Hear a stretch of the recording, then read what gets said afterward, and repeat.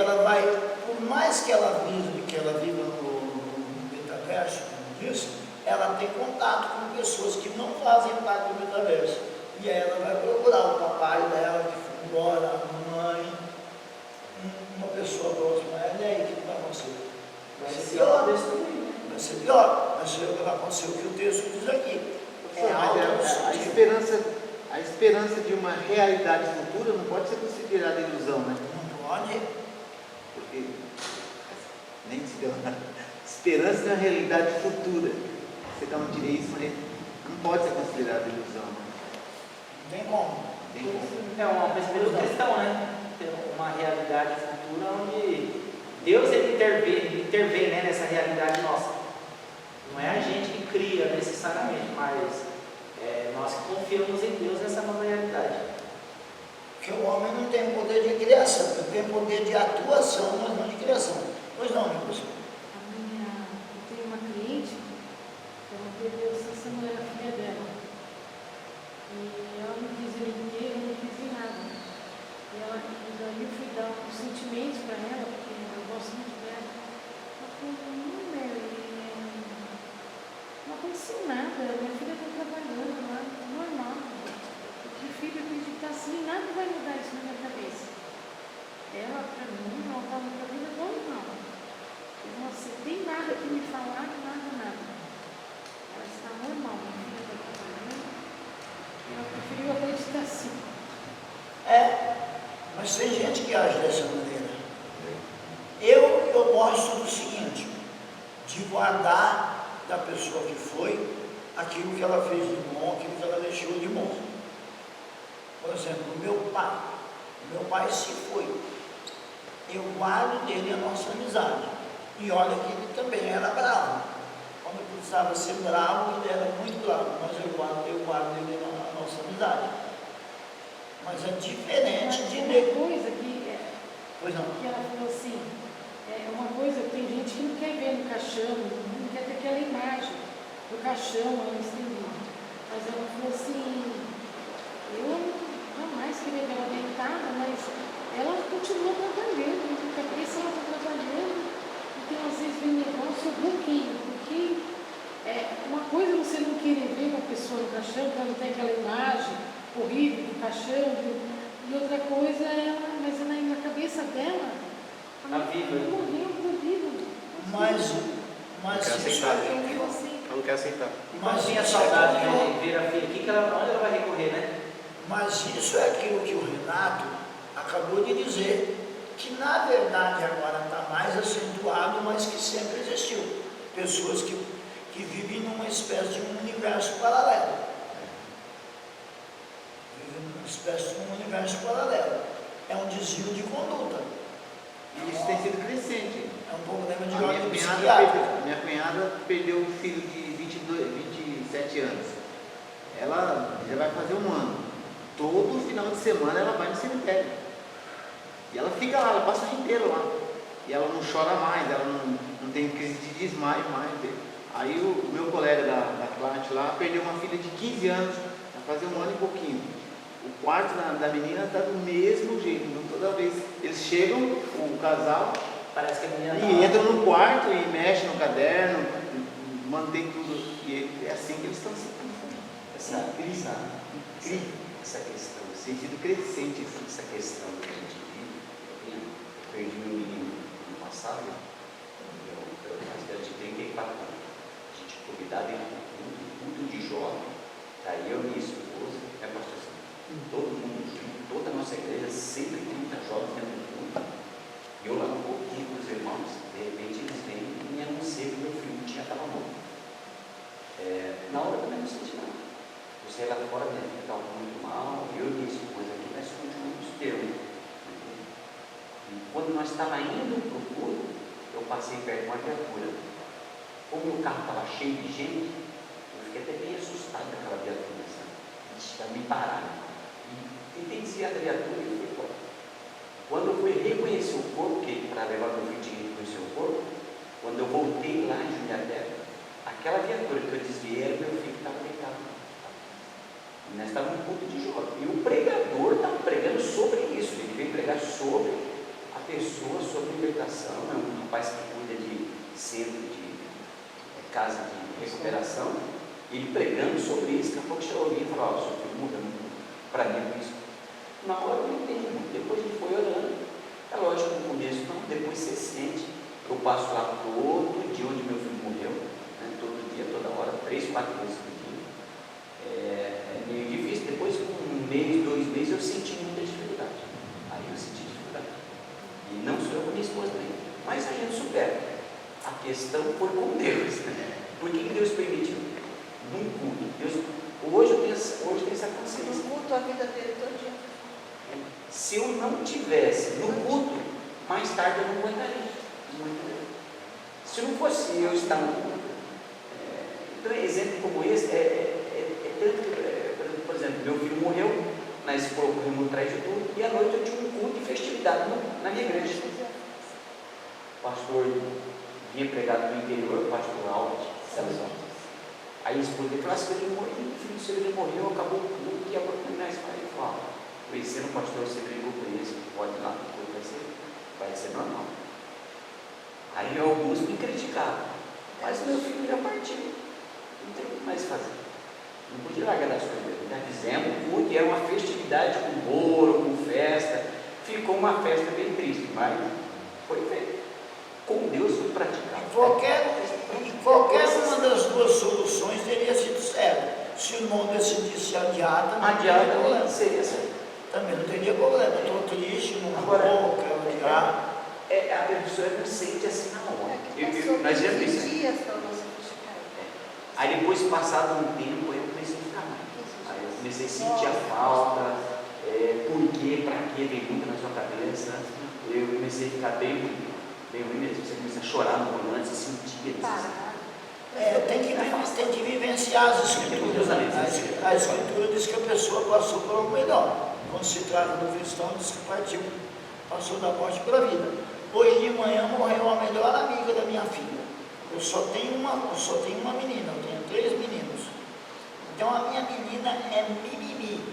De vez em quando eu preciso dar uma bronca nela. Que a pessoa não pode ser muito mimimi, tem que ter um limite. A gente sofre, dá aquela chorada e tal, e depois. Aí já trouxe ela para a realidade. Começou com uma historinha, eu falei, olha, tudo bem, já chorou? Já chorei. Chore à vontade. Fique à vontade para chorar. Porém, saibam que a Vanessa está melhor do que nós. A Vanessa está liberta desse mundo. Liberta. Porque senão o que vai acontecer com ela é que ela vai ficar um tempão aqui e vai acabar. Ela já tem alguns problemas de saúde e vai acabar prejudicando a saúde dela. Eu falei para ela, falei assim, olha, Vanessinha, a gente chamava a menina de Vanessinha. Vanessinha está melhor do que nós. Chore, vivencie seu luto, é sua dica, mas nada de ficar no luto para sempre, não. Vamos mais um pouco? Pois não. Eu só preciso que o irmão fale um pouquinho mais alto, que o irmão está lá no fundão. Eu acredito muito que aquilo que o pastor está falando é muito interessante, porque eu conheço o processo de luto, porque meu filho, ele teve a mãe que morreu com 1 mês de vida. E ele tinha 1 mês quando a mãe morreu. 1 mês de vida. E o que aconteceu? Esse processo de luto é difícil se adaptar à realidade. A realidade que se comporta no outro momento é o desafio. E por isso parece uma multiverso. Porque você aceitar a nova realidade de que a pessoa não existe é algo que quebra o seu sentimento e no seu pensamento você precisa entender e também adaptar o seu pensamento que ela não existe mais. Isso é um perigo. Isso é o desafio. É um perigo, sabe por quê? Sabe por que é um perigo? Porque se você conviver com uma pessoa como eu, você vai ter problema. Porque eu sou desprovido disso. Sou desprovido. Eu amo muito as pessoas em vida. Morreu, rapidamente eu consigo anular aquele negócio. Amei muito, Só um minutinho, amei muito meu pai em vida. Meu pai era uma figuraça. Um homem semi-analfabeto, mas muito inteligente, uma inteligência prática muito grande. Conversávamos muito. Eu não parava para conversar com meu pai, para conversar menos que 3 horas eu nem começava. Um diálogo eu e meu pai era 3 horas de papo. Muitíssimo inteligente. Só que quando ele foi, rapidinho, eu guardo só o que ele deixou de bom. Minha mãe, a mesma coisa. Então, a pessoa que tem essa questão de ficar preso ao luto, ela tem que ter cuidado ao conviver com o outro que não tem. Eu não tenho. Perdi meu irmão, amigão também, inclusive parecia muito fisicamente comigo. Eu olho no espelho, eu lembro dele. Ele me deu algumas roupas em vida. Às vezes eu visto roupa e dou risada. Olha como eu fico parecido com ele com essa roupa, mas já foi. Mas não é lógico, professor, isso não é lógico? Oi? Tudo que o senhor perdeu não é lógico? O senhor perdeu seus pais, é lógico. A gente perder os pais é natural. Mas quando reverte, se o seu filho vai primeiro que você, mas não é mais difícil? Você lidar com isso? É mais difícil, eu não estou dizendo que é fácil. Eu estou dizendo que a pessoa que tem essa dificuldade, ela deve ter cuidado ao conviver com o que não tem. A diferença é que dói mais. Dói mais, Ela Sabe, deve pastor ter. Júnior, eu também achava igual o senhor, eu achava inquebrável a minha posição perante a Deus. Ele Podia era acontecer assim, o que né, acontecesse, que eu não Ele era quebrava. assim, Minha mãe morreu hoje, eu dou Seu todo pai? culto. Meu pai morreu todo culto. Para mim tudo é culto e buscar Deus. Eu achava inquebrável. Mas depois da morte do meu filho, já não tem mais essa opinião. Pode ser. É uma experiência que só quem passa. Mas vamos mais um pouco na Eu missão. encontrei meu filho, eu orei para meu filho na esquina para Deus ressuscitar. Porque meu filho já tinha morrido uma vez, nós oramos, Deus ressuscitou ele. 7 anos. Agora, com 38 anos, ele morre de novo. Eu fui lá orar e orei na esquina para Deus ressuscitar ele de novo. Ele não ressuscitou. Então, quer dizer que tem coisa na vida que quebra a gente. Deus quebra e mostra a gente que Verdade. não deu para a gente acha que é bom. Eu reconheço Eu isso. passei acho que uns 2 ou 3 meses. Agora eu posso conversar normal. Já não sinto mais isso, mas no caso do irmão, isso que é muito mais dolorido. Leva um tempão a gente sarar. Eu reconheço, é verdade. Vamos mais um pouco na lição? Então vamos lá. As ilusões exigem que algo as experimente. Além disso, o nosso horário é 9h30, né? Porque tem um lugar que é 9 horas, você tem que ficar esperto. As ilusões exigem que algo as experimente. E além disso, você não deve duvidar da sua própria existência, sem ao mesmo tempo prová-la, acreditar que a realidade seja uma ilusão e um argumento autodestrutivo que deve ser eliminado. Em seguida, temos a opção da realidade sendo autocriada. Quando estudamos filosofia, aprendemos de afirmações analiticamente falsas, o que significa que não são falsas por definição, é uma questão de análise. A possibilidade da realidade ser autocriada é um desses tipos de declarações pela simples razão de que algo não pode existir antes de si mesmo. Como é que é autocriada? Não tem como ser autocriada. Para ser autocriada, ela tem que existir antes dela mesma. Ser eterno. É por isso que Deus não é autocriado, Deus é eterno. Deus não criou Deus. Às vezes a gente responde para a criancinha pequenininha, né? Criancinha curiosa, quem criou Deus? A gente responde, Deus criou Deus. Está errado, Deus não criou Deus. Ele é autoexistente, né? Ele é autoexistente. Autoexistente. Se você criou a si mesmo, então deve ter existido antes de se criar. Mas esse não pode ser o caso. Como é que Deus existiu antes de criar Ele mesmo? Ou seja, Ele não foi criado, Ele é autoexistente. Na evolução, às vezes, esse conceito é mencionado como geração espontânea.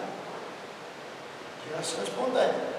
Algo vindo do nada uma posição que poucas pessoas sentadas, talvez nenhuma, continuam a defender. Simplesmente porque não se pode obter algo do nada. Você não tira nada do nada, você só tira alguma coisa de algo que já existe. Até mesmo o ateu David Hume disse: nunca confirmei uma proposição tão absurda como afirmar que algo possa surgir sem uma causa. Para surgir tem que ter uma causa. Já que não pode vir do nada, a alternativa da realidade sendo autocriada também deve ser descartada. A realidade não é autocriada. Agora ficamos com apenas duas escolhas: uma realidade eterna ou a realidade sendo criada por algo eterno. Ou ela é eterna ou ela foi criada por algo eterno. Um universo eterno ou um criador eterno. Aí vem Jonathan Edwards, teólogo do século XVIII, resumiu essa encruzilhada. Vamos lá, vamos resumir. Algo existe. O nada não pode criar alguma coisa. Portanto, algo necessário e eterno tem que existir. E esse algo necessário e eterno que tem que existir é Deus. Observe que devemos voltar a um eterno algo. Tem que ter. O ateu que ridiculariza aquele que crê em Deus pode acreditar em um Criador eterno. Tem, ao invés, que aceitar o universo eterno. Essa é a única outra porta que pode escolher. Entretanto, a pergunta agora é, temos outra pergunta: até onde as provas nos levam? Temos provas, mas até onde elas nos levam? Será que a evidência aponta a matéria antes da mente ou a mente antes da matéria?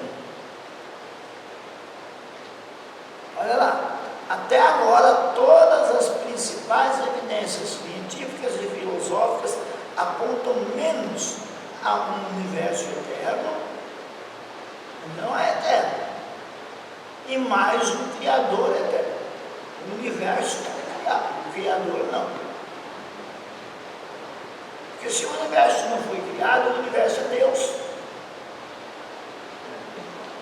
Do ponto de vista científico, os cientistas honestos admitem que o universo teve um começo. Tanto eles admitem que um sol que foi muito grande, admite um começo. Foi de forma errada, mas admite um começo. E que teve um começo, pode ser eterno. E nada que teve um começo pode ser eterno. Porque tem um ponto de partida. Eterno é Deus, que não tem ponto de partida.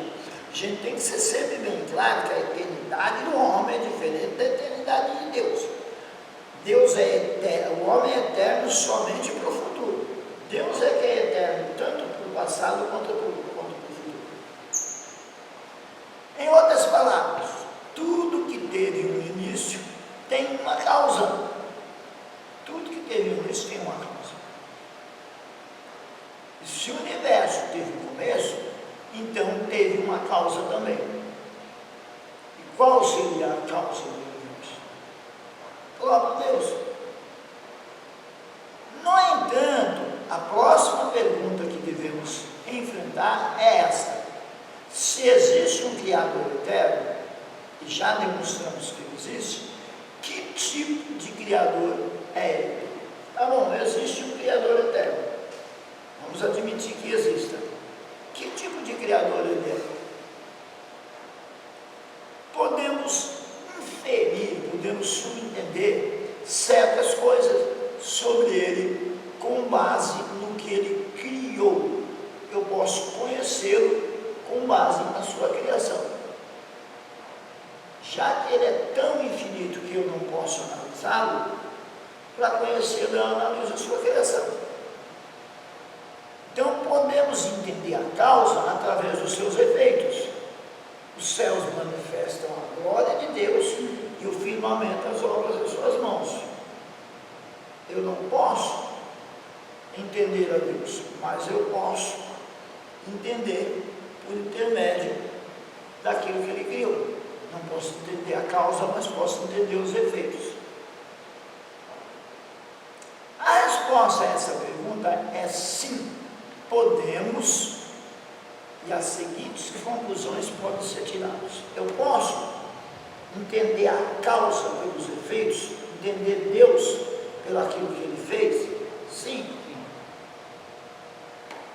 Será que não? Eu não posso começar a entender a Deus pelo aquilo que Ele fez? Quando eu observo a natureza, a Bíblia me diz que sim. A Bíblia diz que os céus manifestam a glória de Deus e o firmamento as obras das suas mãos. Então, se manifesta, quando eu digo que está manifesto, eu levanto a possibilidade de poder ser entendido, sim ou não? Pois não? Eu vi um teólogo, cara monstro, sabe, falando com um ateu. Ele falou assim, como que você consegue explicar um ser humano tem 1 trilhão de células? 1 trilhão de células. Como você consegue explicar à luz da evolução como chegou nesse denominador? Ele falou assim, como a ciência explica como foi evoluído o olho? Sabe, ele começou a navegar na profundidade da criação de Deus, tentando extrair do ateu como ele conseguiria provar, igual assim, o senhor falou, existe uma causa, beleza, e para a maioria deles teve o Big Bang e teve depois a evolução. Ele falou, como uma ameba, eles falam, né? Como uma ameba conseguiu evoluir para um corpo? Você tem mais fé para acreditar nisso do que para acreditar que Deus criou a Daniela. Você tem mais fé para acreditar na questão da ameba lá do que para acreditar que Deus criou a Daniela. Ele falou assim, a ciência não consegue explicar. Eles não conseguem explicar como que um olho conseguiu evoluir. É um negócio muito interessante. Eu acho que ele foi até muito longe. Deus foi mais simples. Deus perguntou para Jó assim, você diz para mim, Jó, como é que se formam os ossos no ventre da que está grávida? Se forma, né? Os ossos. Como é que se formam os ossos no ventre da que está grávida? O senhor falou da criação, né? A criação pode ser usado para provar a existência do seu criador, certo? Mas não existe. O cientista francês, acho que Lavoisier, disse, né? Na natureza nada se perde, tudo se transforma. Ou seja, ele era um cristão, Lavoisier era um cristão, ele acreditava na Bíblia, né? Ele acreditava. E quando ele descobriu essa teoria, quando ele colocou em prática essa teoria, ele quis dizer mais ou menos assim, que todas as coisas, toda a matéria, ela tende a se perpetuar, a existir para sempre, né? Então ele acreditava num Deus eterno, num Deus criador, né? Então Lavoisier, acho que ele tinha um pouco essa ideia também, né? É aquela ideia de que não é destruído, Aniquilado, né? não é aniquilado. A resposta a esta pergunta é sim, podemos, e as seguintes conclusões podem ser tiradas. Ele deve ser de natureza sobrenatural, pois criou o tempo e o espaço. Ele é sobrenatural, ele está além do tempo e do espaço, porque o tempo e o espaço são naturais. Você pode medir o tempo, existem calendários, existem medidas para medir o espaço, mas ele deve ser de natureza sobrenatural, porque ele criou o tempo e o espaço e não é sujeito a ele. Ele criou e não é sujeito ao tempo e ao espaço. Ele deve ser onipotente, excessivamente poderoso. E a questão da onipotência de Deus é uma questão tremenda, que alguém pode perguntar, se Deus é onipotente, por que ele não cria? Ele tem poder para criar um triângulo redondo ou um círculo quadrado, já que ele é onipotente, ele só cria aquilo que é digno do seu poder. Ele não vai criar uma coisa que não seja digna do poder dele. Para que serve? É digno do poder dele um triângulo redondo, um círculo quadrado? Ele deve ser eterno, autoexistente, que é a história do fogo na sarça. O fogo ardia e não consumia a sarça, porque ele não precisava da sarça, nem para existir, nem para continuar existindo. Nem para existir, nem para continuar existindo. Ele existe de per si. Porque se você põe fogo em uma... Vamos continuar dentro da ideia da sarça. A sarça é uma árvore. O fogo, ele se alimenta dela. Enquanto tiver o que queimar, ele está queimando. Quando a sarça desaparece, acaba o fogo, porque ele está dependendo, ele está se alimentando da sarça. No caso da presença de Deus naquele fogo, a sarça não se consumia porque ele não precisava se alimentar dela. Ou seja, Deus não precisa de nada, nem para existir e nem para continuar existindo. E aí é que mora o perigo. Eu acho essas coisas muito perigosas. Porque tem gente que acha que Deus precisa dele. Deus não precisa de ninguém. Ele escolhe nos usar. Não precisa não. A pessoa, que pretensão, eu achar que Deus precisa de mim, Deus não precisa de mim. Ele escolheu me usar. Na soberania dele não precisa não. O Valdomiro Santiago falou que Deus não precisa, mas conta. Oi? O Valdomiro Santiago falou assim: Deus não precisa de mim, mas conta comigo. Ele falou, né? Ele falou, e faz tempo que ele falou isso, eu guardei. Deus não precisa de mim nem de você, Mas ele conta com a gente. mas conta com você. Porque a partir, eu penso mesmo, que se a partir, se ele me escolheu, ele me chamou, não é errado. Que ele necessita da minha presença.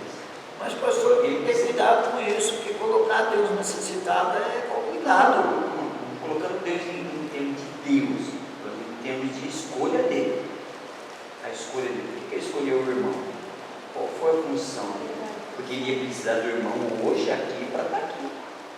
Aí ele podia mandar outro, mas ele escolheu o Senhor. Então ele necessitou do Senhor. Não que ele necessite de transformação, mas ele Não, mas ele escolheu na soberania. Ele escolheu na soberania.